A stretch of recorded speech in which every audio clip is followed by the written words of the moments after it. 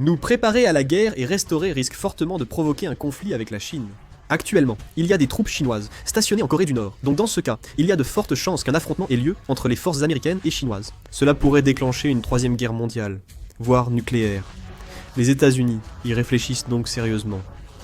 Les combats à 1045 GP et la situation qui a suivi n'étaient pas de simples escarmouches locales. Cela signifiait une structure de tension entre le nord et le sud, et une situation juste avant la guerre. La péninsule coréenne était en pleine tension guerrière, sous étroite surveillance internationale. Nationalement, le sentiment anti-chinois et le soutien à la marche vers le nord ont augmenté. Depuis que la Chine a occupé Pyongyang de manière meurtrière le 10 août, le sentiment anti-chinois, qui n'a cessé de croître, ne faiblissait plus et continuait de s'intensifier. Quand le public a su les nombreuses victimes des forces armées dues à la provocation de la Corée du Nord, il n'a plus supporté cela. Par-dessus tout, la justification était excellente. En supprimant les armes nucléaires nord-coréennes et en unifiant la péninsule coréenne, la République de Corée pourrait suivre la voie du Goryeo d'il y a 1000 ans. Comme Goryeo est devenu un empire de massacre il y a 1000 ans, la Corée devait écraser la Corée du Nord et la Chine pour obtenir ce statut. En réalité, c'est facile à dire, mais c'était une étape extrêmement difficile. Avant tout, pour la Corée, gagner une guerre contre la Corée du Nord, qui possède l'arme nucléaire, et contre la Chine, également puissance nucléaire, représentait un obstacle presque insurmontable. Les historiens verront cette guerre comme un choix décisif pour le destin du peuple coréen. Décider de faire la guerre, c'est accepter d'avoir les mains souillées de sang. Pourtant, nous n'avions pas le choix. Même si nous devons nous salir les mains, il faut survivre dans ce monde cruel. On peut laver une histoire entachée, mais on ne peut jamais retrouver un présent perdu. La Corée doit alors faire un choix crucial pour son destin. Ceci est le bunker B2 du gouvernement de la République de Corée. Il existe actuellement 9 bunkers nucléaires dans le pays. En cas de guerre, ces 9 bunkers nucléaires abritent le gouvernement et servent de poste de commandement.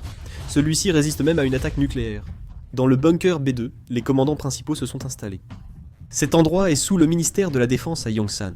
Ils se préparaient à la guerre en surveillant la Corée du Nord et la Chine via satellite.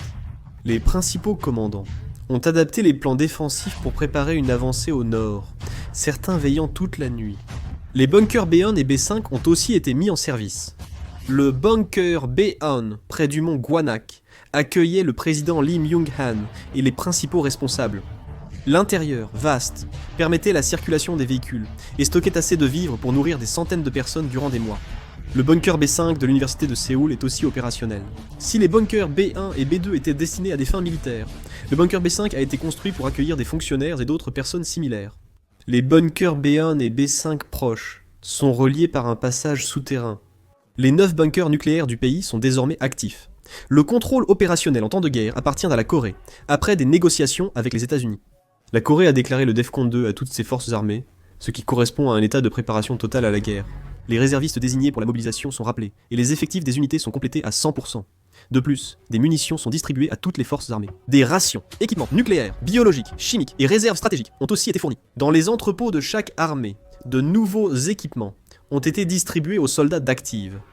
Les articles qui étaient initialement destinés à la guerre ont été remis, ce qui a soudainement amélioré l'état de l'équipement des soldats d'active, un phénomène assez inhabituel. De plus, certaines personnes importantes affûtaient tour à tour les baïonnettes avec une pierre à aiguiser. Et ensuite, toutes les unités militaires quittent et vendent leur garnison actuelle pour se déplacer vers une zone appelée communément « Opération ». La raison pour laquelle ils quittent leur garnison est simple. La Corée du Nord et la Chine envoient souvent des espions ou utilisent notamment des satellites pour surveiller nos troupes, même en temps de paix. En réalité, on parle de secrets militaires, mais tout le monde sait où sont stationnées les unités militaires, même les habitants du quartier connaissent leur emplacement. C'est pourquoi, en cas de guerre, les premiers endroits à être frappés par des obus et des armes chimiques seront les positions où nos troupes sont stationnées. C'est pourquoi, la plupart des unités quittent leur base, les points opérations étant généralement en montagne. Cela vise à éviter la reconnaissance satellite et l'infiltration par la route de montagne, principale voie des forces spéciales ennemies. Cela protège aussi les civils des bombardements, car ils sont une cible prioritaire. Ainsi, toutes les forces militaires se rassemblent aux points opérations. L'armée de l'air, elle aussi, pour se préparer à une attaque de missiles balistiques, équipe certains bombardiers de munitions et les répartit entre les aéroports civils et les bases aériennes. Le gouvernement sud-coréen, qui poursuit ses préparatifs de guerre, a également examiné l'opinion publique actuelle en Corée. Le gouvernement sud-coréen craignait une forte opposition à la guerre contre la Corée du Nord et la Chine. Mais l'opinion publique s'est montrée plus favorable à l'avancée vers le nord. Tous savaient que la péninsule coréenne ne pouvait être cédée à quiconque. Bien sûr, il y avait des gens qui disaient qu'ils ne participeraient pas à la guerre si elle pouvait éclater, mais ils étaient minoritaires, et la majorité a répondu silencieusement à l'appel de la nation. Le niveau 2 de Chungmu a été déclaré. Chungmu implique la préparation et la mobilisation totale du gouvernement pour la guerre. Il s'agit d'une alerte nationale similaire au DEFCON, avec 3 niveaux Chungmu, de 3 à 1. Depuis 1953, cela n'a jamais été déclaré en Corée du Sud. En général, le DEFCON est d'abord déclaré, puis l'état d'urgence Chungmu est proclamé ensuite. Cette fois, le niveau Chungmu 3 a été déclaré. Le niveau Chungmu 3 signifie que le gouvernement a annoncé l'entrée dans un état de quasi-guerre, et elle a été proclamée à un niveau proche du niveau Chungmu 2 là. C'était à cause de l'ordre de mobilisation. Le niveau Chungmu 3 ne déclenche pas l'ordre de mobilisation, donc l'ordre de mobilisation a été proclamé séparément, en même temps que le niveau Chungmu 3. En conséquence, les fonctionnaires ont été convoqués en urgence. Le transfert des documents importants et des principaux biens culturels a alors débuté vers Busan et Changwon. Le bâtiment gouvernemental était en effervescence. Comme dit plus tôt, un ordre de mobilisation a aussi été proclamé. En conséquence, des réservistes ont été mobilisés dans tout le pays pour déployer les troupes. Les réservistes se sont rassemblés à des points de rassemblement spécifiques et ont été transportés en bus en une seule fois. Les équipements préparés par chaque unité étaient remis aux réservistes. Le système national s'est adapté à la guerre, axé sur la production de véhicules logistiques militaires et la préparation à une guerre totale. Les usines qui fabriquaient des voitures sont devenues des usines de production de chars, et les complexes industriels qui fabriquaient des avions ou des vaisseaux spatiaux ont commencé à produire des avions de chasse. Tout cela a changé en un instant. Ce pays, préparé à la guerre depuis plus de 70 ans, agissait très vite. Les gros camions, comme les tracteurs et poids de lourds, ont aussi servi au transport logistique en temps de guerre avec leurs conducteurs. De nombreuses fournitures sont arrivées au front, mais le problème a évolué. Actuellement, la production de matériel militaire peut prendre aussi peu que 6 mois, ou jusqu'à 14 mois dans certains cas. Transformer l'économie en système de guerre n'assure pas une adaptation rapide des installations de production. Il faut aussi adapter les installations et renforcer le personnel. La Corée avait donc du mal à produire seule tout le matériel militaire en temps de guerre. Ainsi, les pays voisins ont remplacé la Corée dans la production d'équipements militaires pour la guerre. Certaines personnes pensent qu'en temps de guerre, on passera à une économie de guerre et qu'on produira divers équipements militaires. Mais c'est une vision un peu courte, c'est une réflexion limitée. Si toutes les matières premières sont importées, les prix vont flamber, et la Corée du Nord et la Chine n'épargneront pas ces usines. Si des groupes pro-ennemis causent des troubles dans les usines, la production et le transport des stocks seront compromis. En temps normal, il faut 6 mois pour commencer la production des obus après la commande. C'est parce qu'il faut beaucoup de temps pour se procurer les matériaux. Même lorsque la chaîne d'approvisionnement fonctionne bien en temps de paix, penser que cela ira mieux en temps de guerre est une idée bien trop naïve. C'est ainsi qu'ils ont commencé à résoudre ce problème avec l'aide de l'étranger. Bien sûr, il y a aussi eu, naturellement, une opposition de l'opinion publique à ce sujet. On entendait « S'ils doivent mourir, qu'on les mobilise » ou « On veut envoyer des étrangers se faire tuer sur le champ de bataille ». Mais la Corée montrait un visage bien différent de celui d'autrefois. Bien que critiqué, la popularité du président Lee Myung-han remontait et il regagnait le soutien du public. Le président Lee Myung-han pensait que le soutien populaire l'encourageait à poursuivre ses actions. En Chine, on a été déconcerté par cette attitude de la Corée du Sud, anticipant une avancée vers le Nord, et on a pris des mesures pour pouvoir déployer immédiatement le théâtre du Nord en Corée du Nord en cas d'urgence. Et ils ont également cherché à augmenter la puissance des sociétés militaires privées déployées en Corée du Nord, en y installant des armes lourdes et en exerçant une pression sur les sociétés militaires privées pour qu'ils maintiennent davantage de troupes à l'intérieur de la Corée du Nord. Au cas où la Corée du Sud avancerait vers le Nord, les sociétés militaires privées présentes en Corée du Nord devaient encore mener des opérations de retardement, afin de gagner du temps pour permettre à l'armée régulière chinoise d'entrer en Corée du Nord. La Chine, réagissant à la Corée du Sud, a déployé sa marine en mer Jaune, positionné son théâtre du Nord et commencé à préparer celui du Centre. Les troupes chinoises en Corée du Nord avaient reçu leurs munitions depuis longtemps. Après une longue attente, le Japon a prospéré grâce à l'afflux de capitaux étrangers investissant dans ses entreprises manufacturières, anticipant une guerre en Corée du Sud. Le Japon produit en masse du matériel militaire pour les États-Unis et la Corée du Sud. Ces fournitures militaires comprenaient une grande variété de produits, allant des munitions et obus aux aliments nécessaires, produits de première nécessité, textiles, métaux, véhicules de transport, médicaments et combustibles minéraux, qui ont tous commencé à être produits au Japon. Cela a permis au Japon de retrouver son dynamisme économique et d'augmenter progressivement sa croissance. Les entreprises japonaises ont profité de cette occasion pour commencer à promouvoir l'expansion de la coopération dans le domaine de la défense avec la Corée. Au sein du Japon, on disait qu'une guerre sur la péninsule coréenne représenterait également une menace pour la sécurité du Japon, et qu'il fallait donc s'y préparer au cas où. Parallèlement, certains soutenaient la création progressive d'une armée nationale. À la même période, le gouvernement japonais déplaçait des forces d'autodéfense vers Kyushu et la force maritime vers la mer de l'Est. Dans cette situation, les membres du commandement des Nations Unies et le Japon ont commencé à se mobiliser pour aider la Corée. Le commandement des Nations Unies, créé pendant la guerre de Corée pour défendre le Sud contre le Nord, a combattu avec la Corée du Sud contre la Corée du Nord et la Chine. Il reste aujourd'hui une force multinationale en Corée et au Japon. La mission actuelle du commandement des Nations Unies est d'appliquer l'accord d'armistice de 1953, de servir de lien entre le commandement des forces combinées Corée-États-Unis et la communauté internationale en cas de crise, et de soutenir les forces des pays contributeurs.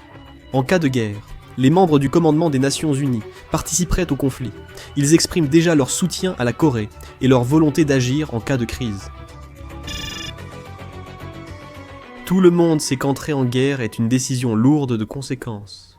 Le président Lee Myung-han observait gravement le rapport sur son bureau.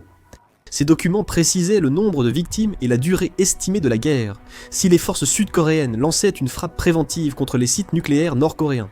Le rapport précisait qu'en cas de guerre totale entre le nord et le sud, plus de 50 000 civils seraient touchés, et qu'une attaque de la région de la capitale par les bombardements à longue portée de l'armée nord-coréenne entraînerait de nombreuses pertes humaines. À chaque page tournée, le frottement du papier rompait le silence de la pièce. Décider de faire la guerre, c'était prendre la responsabilité de nombreuses vies, et, au moment de prendre cette décision, s'engager sur une voie sans retour. Prendre une telle décision seule était difficile. Lee Jong-hwan, ministre de la Défense, entra silencieusement dans le bureau présidentiel. Il tenait dans ses mains le plan d'opération élaboré par l'armée. Après avoir regardé le président Lee Myung-han pendant un moment, il a commencé à parler doucement. Puis, comme s'il lui donnait un conseil, il s'est adressé au président.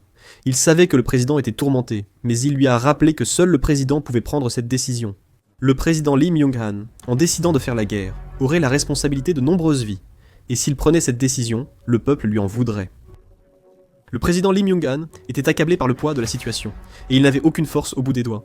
Dans cette situation, le ministre de la Défense, Lee Jong-hwan, regarda calmement le président, puis avec une expression déterminée, il poussa un document sur le bureau et prit la parole.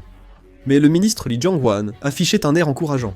Il disait que si nous ne prenions pas de décision maintenant, nos enfants devraient vivre dans un monde encore plus terrible, que la Corée du Nord et la Chine attendaient que nous reculions, et que si nous ne décidions pas maintenant, nous serions à jamais entraînés par eux. Le président Lee Myung-han l'a regardé pendant un long moment, puis a demandé comment l'histoire jugerait cette décision et si elle serait considérée comme juste. Et puis, Lee Jong-hwan, le ministre de la Défense, a répondu que l'histoire jugerait cela, mais que l'histoire ne se souviendrait jamais de lui, comme d'un dirigeant lâche. Et il a demandé de prendre une décision. L'armée avait déjà tout préparé, n'est-ce pas? Le président Lee Myung-han et le ministre de la Défense Lee Jong-hwan se regardaient en fixement. Le président Lee Myung-han serra doucement le poing. Ses doigts ne tremblaient plus. Il prit alors lentement le stylo devant lui. Et le président Lee Myung-han donne alors l'ordre à toutes les forces armées, approuvant la mise en alerte pour une guerre totale. Il approuve également l'ordre d'exécution des opérations militaires en temps de guerre. Même aux États-Unis, il semblait quelque peu déconcerté par cette réaction de la Corée, comme s'ils l'avaient prévu. Ils demandent à la Corée de ne pas prendre de mesures de représailles excessives. C'est parce qu'ils avaient déjà tout convenu à l'avance lors de discussions avec la Chine sur la manière de réagir en cas de déclenchement d'une guerre. Simultanément, les États-Unis avertissaient la Chine, la Russie et la Corée du Nord, tout en cherchant à tirer profit de cette guerre. L'essentiel était d'empêcher que cette guerre ne devienne une troisième guerre mondiale, dans un ordre similaire à celui de la guerre du Vietnam. Les États-Unis ont demandé à la Corée du Sud d'indiquer qu'ils n'iraient pas au nord de la zone démilitarisée redoutant une escalade. Ils ont plutôt proposé d'assurer la sécurité à l'arrière, la logistique, le renseignement, la reconnaissance et le soutien aérien et naval. La Corée du Sud a jugé cette déclaration américaine comme une rupture majeure de l'alliance, tout en considérant aussi une autre perspective. La Corée du Sud a cru que les États-Unis soutenaient enfin leur avancée vers le nord, ces derniers l'ayant confirmé officiellement pour les rassurer. La Corée du Sud a alors déclaré qu'elle avancerait vers le nord, les États-Unis promettant de mobiliser tous leurs moyens de surveillance et de renseignement pour les soutenir. Ils ont également expliqué en détail quels renforts militaires seraient fournis à la Corée du Sud. Ce n'est qu'à ce moment-là que la Corée du Sud a pu être pleinement rassurée. Sans connaître les pourparlers secrets avec la Chine, la Corée du Sud avait déjà eu de nombreuses occasions de progresser vers le nord. Étonnamment, aucune guerre n'a éclaté malgré plus de 3000 provocations militaires de la Corée du Nord.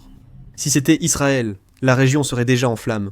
Mais cette fois, l'atmosphère différait. Les États-Unis soutenaient en l'avancée au nord. Donald Trump, ex-homme d'affaires, faisait sans cesse des calculs. Il en est ressorti que si les États-Unis et la Chine devaient s'affronter dans une guerre totale, les pertes pour les États-Unis seraient bien trop importantes. Cela s'explique par le fait que les États-Unis hésitaient à engager une guerre totale contre la Chine, car cela entraînerait de lourdes pertes pour l'armée américaine, et, surtout, augmenterait le risque d'une troisième guerre mondiale, voire d'une guerre nucléaire. Depuis la Seconde Guerre mondiale, les États-Unis n'ont jamais combattu directement une autre grande puissance, menant uniquement des guerres par procuration. Cette fois-ci, c'était pareil. C'était une façon pour la Corée de combattre la Chine à la place des États-Unis, qui restaient indemnes, dans le but d'affaiblir la Chine. C'était une méthode rusée. Mais c'était une méthode parfaitement adaptée à ce monde cruel. Même à l'Organisation des Nations Unies, une réunion d'urgence a été convoquée, et ils ont commencé à discuter de la question de la péninsule coréenne. Le secrétaire général de l'Organisation des Nations Unies a affirmé que tous les conflits militaires sur la péninsule coréenne devaient cesser immédiatement, mais le monde s'est divisé en deux, et a commencé à agir selon ses propres intérêts. La Russie et la Chine se sont fermement opposées à l'attaque contre la Corée du Sud, tandis que les États-Unis et les membres du commandement des Nations Unies ont affiché leur soutien au droit à la liberté de la Corée du Sud. La situation semblait conduire à une troisième guerre mondiale. Le 18 août mardi, le président Lee Myung-hwan s'adresse à la nation.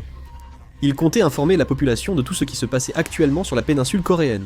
Le président Lee Myung-hwan semblait quelque peu tendu. Il a réajusté sa tenue et a relu son discours. Le 18 août, à 10h, une allocution présidentielle a eu lieu au bureau présidentiel. Le président Lee Myung-hwan, debout, semblait tendu. Il a prononcé une allocution à la nation dont voici le contenu. Chers concitoyens, aujourd'hui, je me tiens devant vous pour vous adresser un message très important afin de défendre la péninsule coréenne et la souveraineté de notre République de Corée. Actuellement, la péninsule coréenne se trouve à un tournant crucial et c'est un moment où la force et la volonté unie de nous tous sont absolument nécessaires. Le gouvernement de la République de Corée assumera l'entière responsabilité de toutes les situations qui se déroulent sur la péninsule coréenne et y répondra jusqu'au bout. Permettez-moi d'abord de vous le dire clairement.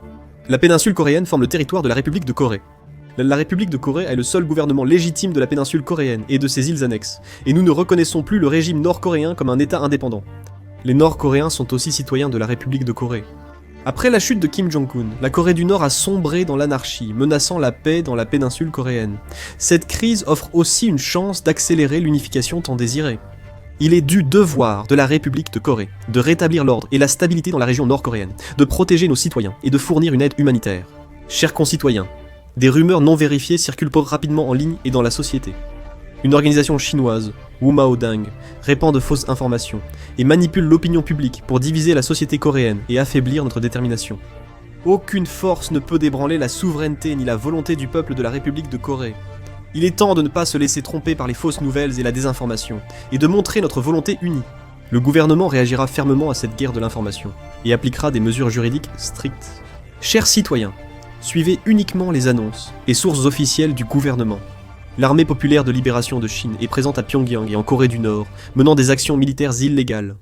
L'intervention militaire de la Chine viole la souveraineté et menace la paix et la stabilité de la péninsule coréenne. Le gouvernement de la République de Corée ne peut tolérer cela, et exige fermement que l'armée chinoise se retire immédiatement des régions nord-coréennes, dans un délai de 72 heures, soit 3 jours. Si le retrait n'a pas lieu à temps, la République de Corée prendra toute mesure pour protéger son peuple et les territoires. Chers concitoyens, nous faisons face à un défi historique en ce moment. Cependant, si nous restons unis, nous pourrons certainement surmonter ce défi. L'unification de la péninsule coréenne est essentielle. L'avenir de la République de Corée repose sur notre unité. Nous réaliserons une unification autonome, sans ingérence ni obstacle extérieur. Il est temps de montrer la force de la République de Corée. Le gouvernement ira jusqu'au bout avec le peuple. Aucune menace ne nous arrêtera. Je demande encore votre coopération et unité, chers concitoyens. Je vous invite, chers concitoyens, à nous rejoindre pour la liberté, la paix et la réunification de la République de Corée. Merci. Fin du message. Discours remarquable. Après, la Corée s'est unie encore plus vite. Après l'allocution de la République de Corée, le monde entier a commencé à être secoué. Le taux de change a commencé à grimper rapidement et l'indice KOSPI a commencé à chuter. Les investisseurs étrangers ont commencé à se retirer des actions coréennes. En conséquence, le coupe-circuit a également été déclenché. Les autorités financières ont commencé à envisager des mesures de gel pour le KOSPI et le KOSDAQ. Bien entendu, la fuite des investisseurs étrangers quittant la Corée s'est poursuivie. Il a également été confirmé que certaines célébrités populaires en Corée quittaient le pays, ce qui leur a valu de vives critiques. Il y avait aussi des Coréens qui quittèrent la Corée. Les aéroports coréens étaient presque paralysés. Les gouvernements de plusieurs pays ont même envoyé des avions civils ou militaires en Corée pour rapatrier leurs ressortissants. Un exode a commencé à se produire en Corée. Les États-Unis ont également commencé à se préparer à cela. Plus de 3 groupes de porte-avions, ont commencé à se diriger directement vers la péninsule coréenne, et des sous-marins nucléaires ainsi que des destroyers Aegis sont également apparus massivement au large du Japon, près de la péninsule coréenne. Environ 136 000 Américains vivent en Corée, et un ordre d'évacuation d'urgence leur a été donné. Ils ont été envoyés vers les bases américaines comme Yongsan ou Pyeongtaek, puis ont porté des bracelets d'identification avec leurs informations. Ils ont ensuite rejoint les aéroports de Daegu ou Gimhae, puis ont été évacués en urgence vers Okinawa au Japon par avions militaires américains. Ensuite, ils ont été envoyés du Japon vers l'Amérique. Le gouvernement américain prévoit que l'évacuation de ces civils durera 10 à 14 jours. À la radio American Forces Network Station américaine en Corée, on passait en boucle White Christmas de Bing Crosby. Cette musique a été diffusée lors de l'évacuation des forces américaines à Saigon pendant la guerre du Vietnam. Les Américains, ayant entendu White Christmas, se sont réunis au point de rendez-vous pour quitter la Corée. Selon le plan, les civils alliés des États-Unis, dont ceux du Canada et du Royaume-Uni, ont aussi été évacués. Les groupes aéronavals sont arrivés successivement au Japon, chacun composé d'un croiseur, 1 ou 2 destroyers, 2 ou 3 sous-marins nucléaires et des navires de soutien.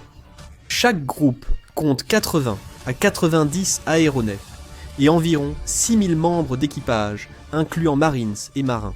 Ainsi, si 3 groupes aéronavals sont directement déployés sur la péninsule coréenne, cela représente des dizaines de navires de guerre, et ils pourraient lancer simultanément jusqu'à 1000 missiles Tomahawk pour frapper les installations nucléaires et de missiles clés de la Corée du Nord, ses systèmes de défense aérienne et ses quartiers généraux militaires. Les États-Unis avaient déjà placé les 3e, 5e et 7e flottes près de la péninsule coréenne, prêtes à intervenir. Les États-Unis utilisent massivement des moyens de surveillance pour fournir des renseignements à la Corée du Sud. Ainsi, ils ont pu recueillir des informations actualisées sur les principales installations de la Corée du Nord. Et ces informations sont directement transmises aux principaux commandants de l'armée sud-coréenne, ce qui aide grandement les forces armées à déterminer dans quelle direction avancer. Les États-Unis surveillent l'espace aérien nord-coréen, avec tous leurs moyens de reconnaissance, dont le 8 Joint Surveillance, Target Attack Radar System, le RC-135, Rivet Joint et le RQ-4, Global Hawk. Les États-Unis ont suivi et partagé en temps réel les mouvements nord-coréens avec la Corée du Sud. Ils ont aussi utilisé l'Electronic Attack, 18G Growler, pour neutraliser la défense aérienne nord-coréenne par guerre électronique. Une personne non identifiée aux États-Unis fournissait également des informations à la Corée du Sud. Ici, c'est Hankyang. C'est là que se trouve la 11e division mobile. La 11e division mobile appartient au 7e corps et est chargée d'avancer vers le nord en temps de guerre. Les brigades de la 11e division rassemblaient unités mécanisées et infanterie. L'activité y est également intense. En particulier, cela coûtait énormément d'argent. Il y avait trop de cas où il fallait dépasser le budget annuel d'une unité. Comme nous nous préparions à la guerre, il y avait trop de choses à financer. Pour donner un exemple concret, rien qu'un seul exercice d'entraînement pouvait facilement coûter des dizaines de millions de wounds dans l'armée. L'armée n'est pas une organisation qui produit quelque chose, mais une organisation qui consomme de l'argent. Toute la division devait bouger selon l'ordre des deux, ce qui causait des dépenses. Manger, s'habiller, dormir, même aller aux toilettes, coûtait de l'argent. Comme ailleurs, le chef du personnel de la 11e division mobile cherchait comment réduire les dépenses et obtenir le budget. En cas de guerre, un pays peut se retrouver au bord de la faillite. Il y a parfois des gens qui disent que l'économie peut croître grâce au boom de la guerre, que la guerre stimule la croissance économique. Ce n'est pas qu'un effet temporaire, en réalité c'est un coup très dur et fatal. Juste avant d'envoyer directement des soldats à la guerre, tous les systèmes de la société fonctionnent à plein régime, donc, pendant un très court instant, la capacité de contribution de la société augmente. Mais finalement, les résultats produits ne sont pas des biens civils, mais des produits militaires. Et comme ils ne sont pas du tout fournis au marché intérieur nécessaire au développement économique, le marché économique finit par chuter brusquement. Face à la guerre en Ukraine, et au manque de budget, la taxe de défense est passée de 1,5% à 5%. Ils ont présenté au Parlement un projet de loi pour taxer entrepreneurs et entreprises. Les dépenses annuelles de l'Ukraine atteignent 112 000 milliards de won, dont la moitié va à la défense. En comparaison, les recettes ne s'élèvent qu'à 59 000 milliards de won, si bien que l'Ukraine comble son déficit budgétaire grâce à l'aide étrangère. Ainsi, même dans l'art de la guerre de Sun Tzu, il est recommandé d'éviter les guerres prolongées. Cependant, au cours de la préparation de la guerre, des situations de manque d'argent ont déjà commencé à apparaître peu à peu. C'était un signe avant-coureur très grave. Ici, c'est le bunker B2. Les principaux commandants de chaque armée ont commencé à discuter du moment et de l'endroit à attaquer en regardant la carte affichée dans le monde ATC. En fait, l'emplacement était évident. Avant d'avancer vers le nord, il fallait éliminer les armes nucléaires de la Corée du Nord, sinon il était impossible d'avancer. Il était évident que si l'on avançait et que l'on était frappé par une arme nucléaire, des centaines de milliers de soldats disparaîtraient. La neutralisation des armes nucléaires était donc une condition préalable. D'autre part, les forces spéciales déjà infiltrées en Corée du Nord continuaient d'envoyer des rapports au gouvernement. Ils avaient repéré les principaux sites près de Wonsan et Nampo et transmis leur localisation, agissant selon les instructions du président. Le président Lee Myung-hwan a interrogé les militaires. Il a demandé si on pouvait totalement neutraliser les sites nucléaires nord-coréens. Les renseignements ont répondu que c'était impossible. Ils ont dit que même un missile nucléaire non détecté serait fatal, ce qu'a confirmé le commandement stratégique. Ils ont expliqué que les missiles nucléaires nord-coréens sont dispersés dans plusieurs endroits à travers tout le territoire nord-coréen, et que les sous-marins nord-coréens sont également équipés de missiles balistiques lancés par sous-marins, ce qui les rend particulièrement menaçants. Ils ont dit qu'il était inefficace et impossible d'éliminer toutes les transportées érecteurs lanceurs nord-coréennes de cette manière. L'armée est devenue encore plus préoccupée. À ce moment-là, le commandement stratégique a trouvé une solution ingénieuse. L'approbation du Parti du travail de Corée est indispensable pour lancer un missile nucléaire. En l'absence de Kim Jong-un, un missile nucléaire ne peut être lancé que si Kim Yo-jong et le haut commandement nord-coréen sont d'accord. Si l'un des deux est neutralisé, le lancement est impossible. L'armée sud-coréenne a réanalysé les informations envoyées par la Nouvelle-Corée et a réussi à localiser tous les endroits où le cabinet nord-coréen se cache. Cela correspondait également aux informations envoyées par quelqu'un des États-Unis. L'armée sud-coréenne a prévu d'éliminer la direction nord-coréenne pour empêcher tout tir de missiles nucléaires. Le commandement a affirmé leur préparation et leur fiabilité, créant une ambiance solennelle dans le bunker, comme s'ils attendaient le jugement de l'histoire.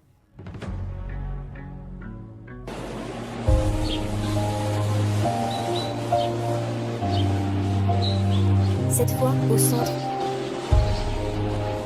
Sous-titres coréens par Han Hyo-ju. Sous-titres coréens par Han Hyo-ju.